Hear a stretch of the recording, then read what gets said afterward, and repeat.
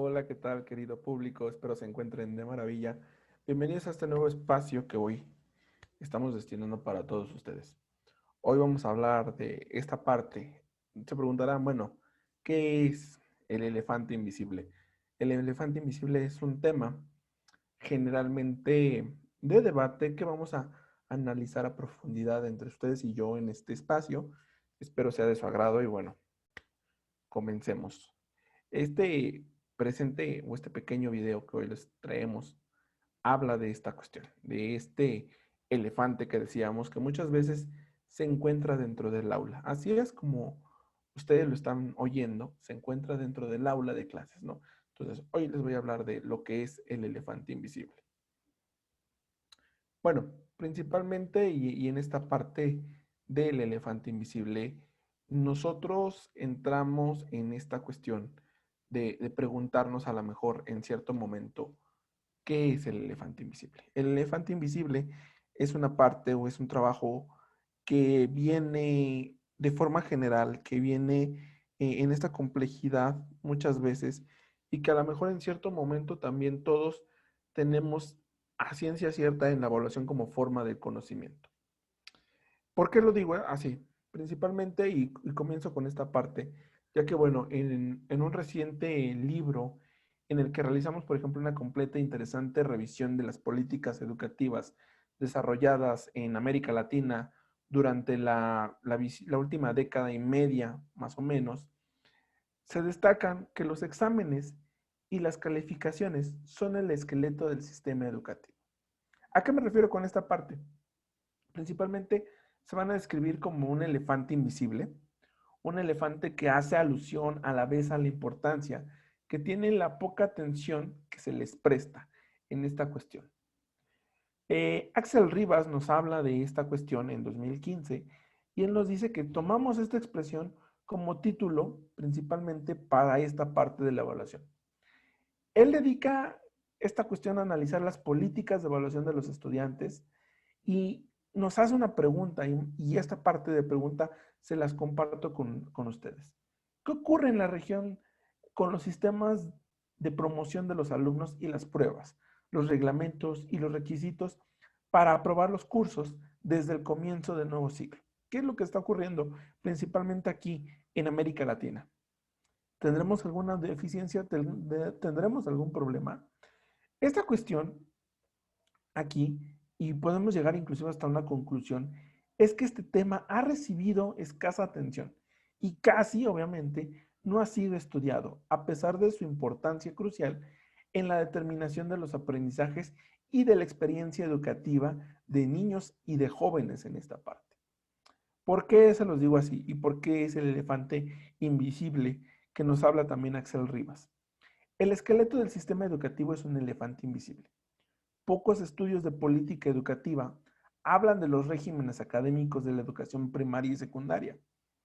Es un tema escasamente investigado en relación con su peso en la vida de los sistemas y sobre todo de los alumnos. Basta ver qué preguntan la mayoría de ellos cuando comienzan un curso en cualquier tipo de institución. La mayoría de ellos, cuando hacen esta parte, preguntan, ¿cómo vamos a ser evaluados? A lo mejor tú, querido docente que me estás escuchando ahorita, querido audiencia, como docente, si es que han sido docentes, han escuchado esta parte. ¿Cómo nos van a evaluar? O tú, estudiante, has preguntado, profe, maestro, ¿cómo nos va a evaluar? ¿Cómo es su forma de evaluar? Esta cuestión de los sistemas de calificaciones, fíjense, juega un papel central en la educación. Esta parte está organizada en la mayor parte de nuestros países. México no es la excepción. Son un factor muy determinante de la experiencia educativa de los estudiantes y de su concepción acerca de en qué consiste su oficio como tal, es decir, aprender. A eso está en esta cuestión. Lo que evaluamos a través de pruebas y exámenes es cierto que constituye una fuente o más bien un fuerte mensaje de esta fuente que comunica a estudiantes y familias que esperamos sean capaces de hacer y que en cierto momento va a ser valioso para nosotros como docentes, como un logro educativo de forma general. Pero aquí hay algo muy importante que, bueno, por otra parte, mientras los docentes tenemos al menos en el discurso esta parte de dar una importancia a la función formativa de la evaluación, que a las calificaciones para los estudiantes de evaluación es ante todo un sinónimo. Aquí el estudiante tiene esta parte como un sinónimo de qué?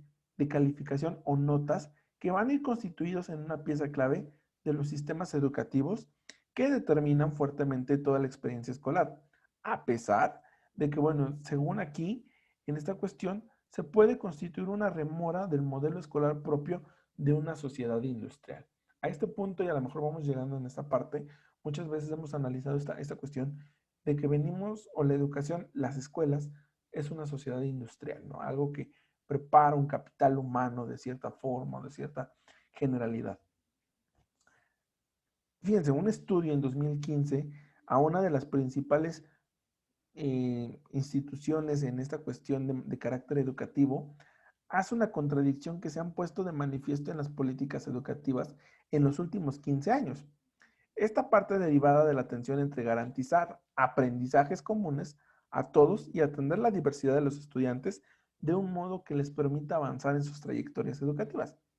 Esta tensión no siempre ha sido bien resuelta, es cierto. ¿Por qué? Porque obviamente aquí las principales medidas de política educativa en los países de la región en estos temas han sido la eliminación de la repetición en algunos grados de primaria y la flexibilización de los regímenes de pasaje de grado a la educación media.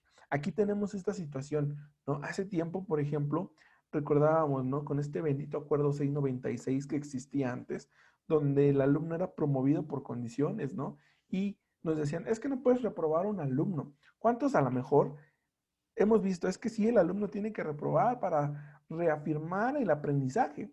Pero muchas veces nos decían, con este acuerdo, ahora no recuerdo el título, pero era Acuerdo 696 anteriormente, con el Plan y Programa 2011 en México, que nos decía, no se puede reprobar al alumno, se promueve por condición, ¿no? Y era una carta condición donde se le ponía, yo recuerdo que, por ejemplo, hace tiempo, cuando daba cátedras en primaria, tenía un alumno que iba a reprobar, ¿no? Y recuerdo que con este acuerdo fue de, ok, va a pasar al siguiente grado y el padre de familia se compromete con el hijo a que le va a echar ganas el siguiente grado, ¿no? Era de segundo a tercero. Y el papá firmó de compromiso, ok, yo me voy a poner la camiseta para ayudar a mi hijo a pasar el año, ¿no? Y esta parte de este acuerdo es esa fundamentación que aquí estamos hablando precisamente en esta cuestión de estas medidas de política educativa que en estos 15 años que llevamos dentro de la educación investigando esta parte, ha sido una cuestión donde las principales medidas de esta política educativa son esta, eliminación de la repetición en algunos grados de primaria y flexibilización de los regímenes de pasaje de grado a la educación media, ¿no? Esta parte, por ejemplo, que aquí en México tenemos con el bendito examen Comipens, ¿no? Donde tenemos que hacer esta parte de trabajar de forma general. Quizás el mayor cambio fue la emergencia de nuevas instancias de evaluación y aprendizajes, conocida como periodos de compensación o recuperación. ¿Por qué? Porque se instalaron, o más bien se instalaron, perdón, las recuperaciones pedagógicas como periodos breves antes del inicio del ciclo escolar, donde los alumnos tienen clases antes de ser evaluados, o las evaluaciones preventivas durante el curso escolar. ¿Para qué? Para detectar situaciones problemáticas y atenderlas dentro de la cursada con adecuaciones de pedagogía diferenciada. Todo esto ha traído diversas respuestas docentes, políticas y sociales, inclusive, y muchos consideran que las nuevas posibilidades empujaban a los docentes a aprobar a algunos alumnos a cualquier costo. Eran los que tenían menos vocación de revisar las pedagogías o educar en la diversidad. La creencia en la meritocracia como criterio llevaba a la repetición y a la expulsión como medidas necesarias para mantener el orden en las aulas. Sin ellas, todo el reino escolar se pervertiría en el caso del facilismo. Fue a un arduo trabajo de muchos pedagogos, funcionarios y colectivos docentes, eso sí, incluidos la mayoría de los sindicatos docentes, donde la región, para evitar una confusión decisiva, que todo lo que implica dar nuevas posibilidades a los alumnos fuese visto como sinónimo de facilismo. Aquí en realidad las propuestas era exactamente lo contrario. Un trabajo arduo para enseñar más, revisar en este caso, por ejemplo, las pedagogías, personalizar la enseñanza y generar interés en los alumnos por su propia escolarización. Pero, obviamente, muchas veces ese mensaje llegaba de manos de gobiernos lejanos a las vivencias diarias de las aulas. Esta famosa frase de que el que va a saber si nunca se ha parado frente a un aula, a lo mejor le suena conocido. Inclusive aquí podemos decir que hay frías normativas que poco podían hacer con décadas de naturalización pedagógica de la exclusión. En muchas escuelas, la falta de estos recursos o de nuevas prácticas de formación docente para asumir estos desafíos de pedagogía se manifestaban de lleno en los intentos de hacer políticas por vía de la normativa.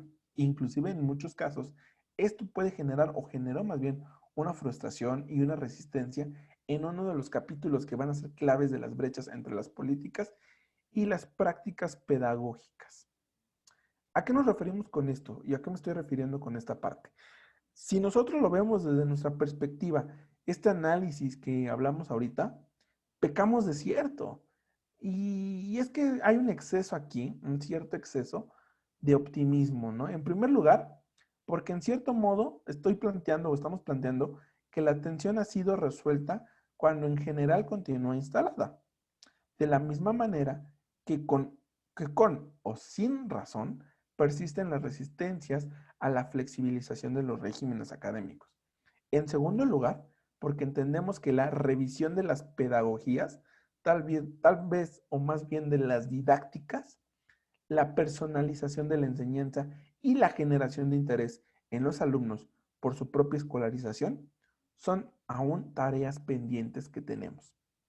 En esta cuestión, si existe, o si más bien, si bien existe la preocupación por introducir diversidades en las formas de enseñar y por asegurar trayectorias en las formas de los estudiantes, estamos lejos aún de lograr cambios sustantivos en la forma de trabajar dentro del aula. En nuestra concepción, o en mi concepción, de que es un saber muy relevante y que en los modelos de organización de las instituciones educativas estos tres elementos van de la mano.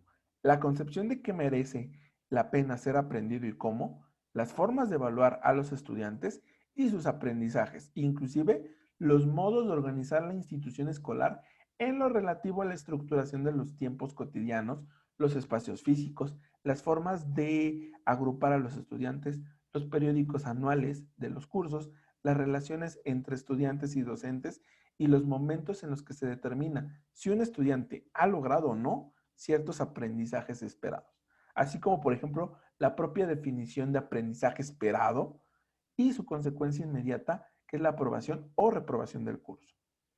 En este sentido, el elefante invisible sigue siéndolo y es más grande que lo planteado por inclusive el mismo autor Rivas en 2015. Mientras que el trabajo de este mismo utiliza aquí una imagen para referirse, y no estamos hablando de esta cuestión específicamente en los regímenes de aprobación y reprobación de cursos. Analizamos, por ejemplo, aquí más ampliamente las prácticas de evaluación en el aula, tanto las que tienen por finalidad establecer una calificación, como aquellas que tienen una finalidad formativa y que están estrechamente imbrincadas por la propuesta de enseñanza del docente. Ambas, es cierto, que reflejan nuestra forma de enseñar y lo que esperamos de nuestros estudiantes. Ambas van a moldear también la percepción y las actitudes de los estudiantes hacia la educación. La evaluación aquí en el aula constituye uno de los pilares de la cultura escolar dominante y tiene un lugar absolutamente secundario en la formación de investigación. En esta cuestión, eh, podremos hablar inclusive en esta parte de investigación y de formación de docentes, tanto en la parte inicial como en los programas de formación en servicio y desarrollo profesional. Vaya, es un elefante invisible mientras se invierten grandes cantidades de tiempo y dinero en la realización de evaluaciones a gran escala. Son casi, obviamente, inexistentes los recursos y la atención destinadas a mejorar la evaluación que ocurre cotidianamente dentro del aula. Pero el impacto de estas últimas sobre la enseñanza y sobre este aprendizaje es enorme y seguramente mucho mayor que las evaluaciones externas. Y nosotros, los docentes, seguimos haciendo las cosas como siempre se hicieron, asumiendo como naturales la forma o las formas establecidas de evaluar a los estudiantes. Esta parte, y aquí, ¿a qué quiero llegar con esto? El propósito fundamental de este audio, de este podcast, es poner sobre la mesa las prácticas de evaluación en tanto emergentes o en este caso unos indicadores que muestran qué y cómo enseñamos. Creemos en Ubuntu Reside, en la Red Mexicana de Psicopedagogía, que colocar nuestras propuestas y prácticas de evaluación como objeto de análisis y de discusión es un excelente punto de partida para iniciar un proceso colectivo de revisión y cambio en las mismas. Esta parte y con lo que llegamos ahorita y con lo que estoy llegando con ustedes precisamente es de conocer, de analizar hacia dónde vamos, qué camino estamos tomando nosotros como futuros docentes o como docentes en este sistema, en esta cuestión de decir hacia dónde o qué es este elefante invisible que está dentro de la evaluación educativa.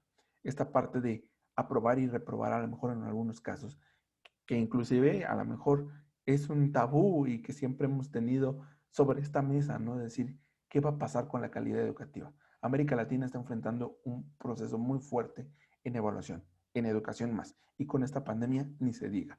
Llevamos ya casi un año dentro de un aula virtual. ¿Cómo han cambiado las políticas educativas? ¿Cómo ha cambiado el sistema educativo? La pregunta aquí ahora es, ¿qué va a pasar el día de mañana que tengamos que regresar a una aula presencial?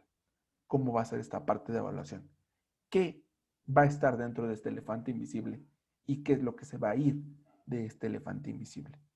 Hasta aquí vamos a dejar el podcast del día de hoy. Espero les haya gustado. Los invitamos a seguirnos en nuestra página de Facebook, Red Mexicana de Psicopedagogía, a regalarnos un me gusta en la parte de aquí abajo, un comentario si ustedes tienen alguna duda y bueno, nos estaremos viendo próximamente. Cuídense, les mandamos un fuerte abrazo por parte de todo el equipo de la Red Mexicana de Psicopedagogía. Soy el maestro Luis, nos vemos la próxima. Hasta luego.